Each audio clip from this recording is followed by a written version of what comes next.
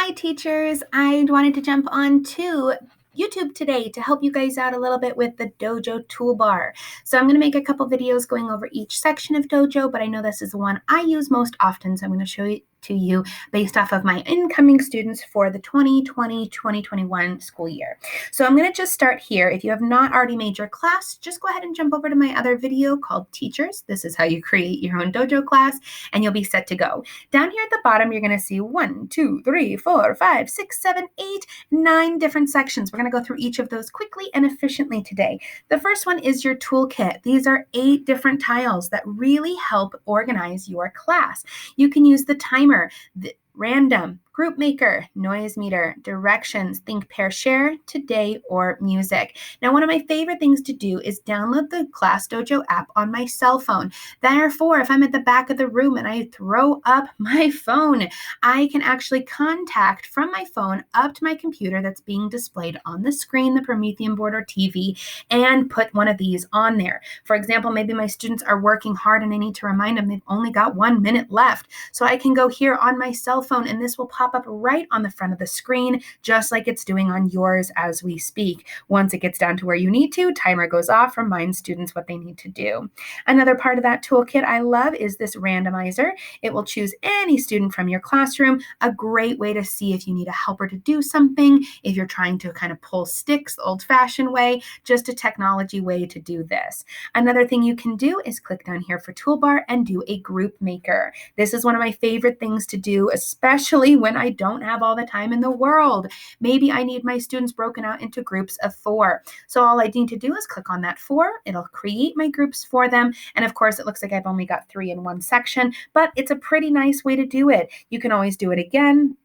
Ask for a different number. Maybe you just need doubles. And here you go. You've automatically got partners. A great tool to use. And again, you can use it on your cell phone. Another thing I know that my primary students love is this noise meter. You can see that when I'm quiet, the meter drops down significantly. When I'm much louder, you can see that it's turning red. I've heard a lot of teachers use this as a great way to earn some prizes in the class, reminding students maybe we need to all be down at the yellow section. So if we whisper, we'll stick down on that yellow. I think it's reading me as way too loud since I'm sitting here alone in my computer. Another toolkit piece is the directions. I love this one. I usually do this one when we're cleaning up from small groups. I sit at the back table and I pull out my cell phone and I create some new directions. Maybe I put here as a listen up. Maybe my first item is start cleaning up. Maybe my second direction is meet me on the floor. Maybe my last direction is put your hands on your head. Now, when I have these items up here, I can go ahead and start it just like it's doing on your screen. This is going to pop up on your Promethean board, your screen, whatever you have at the front of your room. My students usually see this and they start whispering because they know they're working quietly, but start noticing, oh, it says listen up. Oh, it says I need to start cleaning up. Oh, I need to follow these directions. It's a great way to get students kind of whispering, talking about the next step. A really great way to get your students on the same page.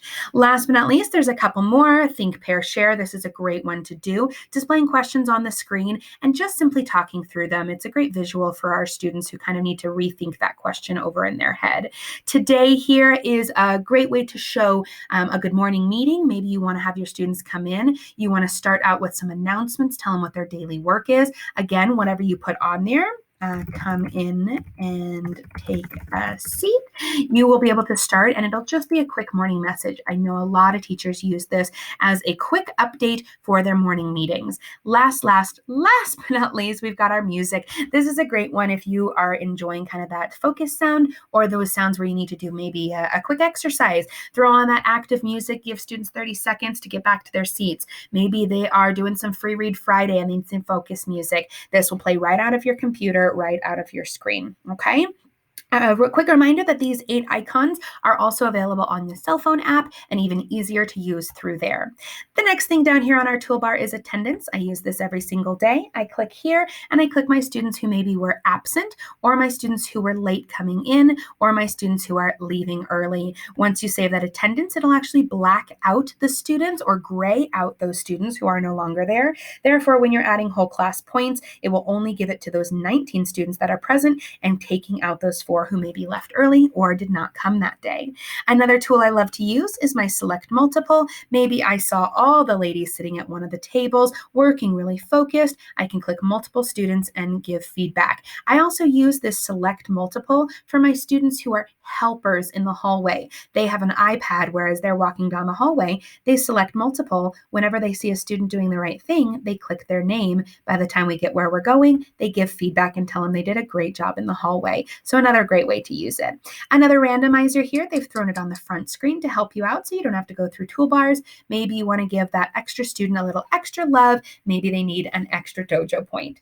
Another thing I use very often is that timer, same as the toolkit, but more easy to have on the board when you're maybe doing small groups. For example, I'll throw up my timer for my centers here.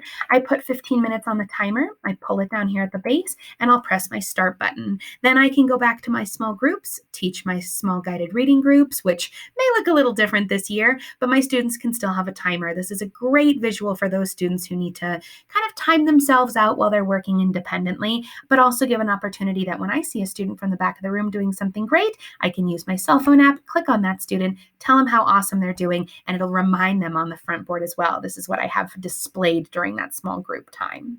Another item down here I will spend 8 years talking about are the big ideas section. I'll come right back to that. Let me jump 2 steps ahead before I come back. The next button here is this full screen button. I love this full screen button because it turns this background black, which I think is extremely healthy for my own eyeballs and also my students. It also keeps what I have in my classroom, my TV screen, from getting any kind of white burns or kind of losing that LED light. So when I turn this black screen on, this full screen on, it makes it a little bit easier to look at in my classroom. And last but not least here, my invite parents. It's a quick link to make sure all of my parents are connected. I've just got a couple more that I need to add on. All right, now I said I wanted to go back to that big ideas section. This is mostly for our teachers when we need a good morning meeting session. When you click on the big ideas section, you are going to get tons of resources for your students.